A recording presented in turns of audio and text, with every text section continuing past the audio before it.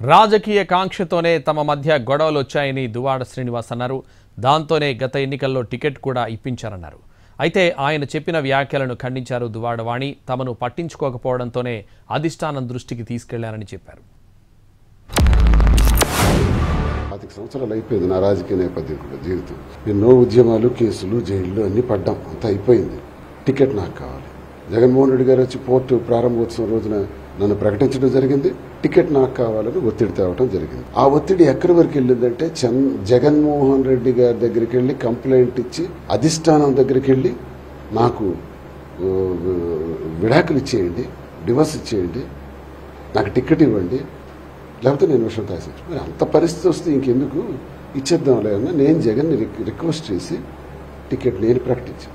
1 year 7 months 8 months 9 months అవుతుంది. పూర్తిగా నేను ఇప్పుడు కూడా మాట్లాడడం కానీ మెసేజ్ కానీ చేయలేదు. అంతకుముందు 1 year మాత్రం చాలా గట్టి మెసేజ్లే పెట్టాను. చాలా ర్యాష్గానే స్పీడ్గానే పెట్టవలసిన పొజిషన్ వచ్చింది.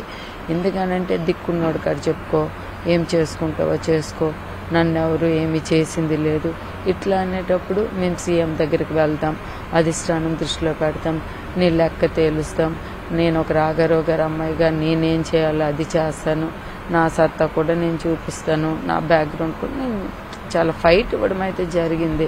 తప్పు పట్టారు తప్ప ఆయన సర్దుకోవడం అనేది కనిపించలేదు నాకు.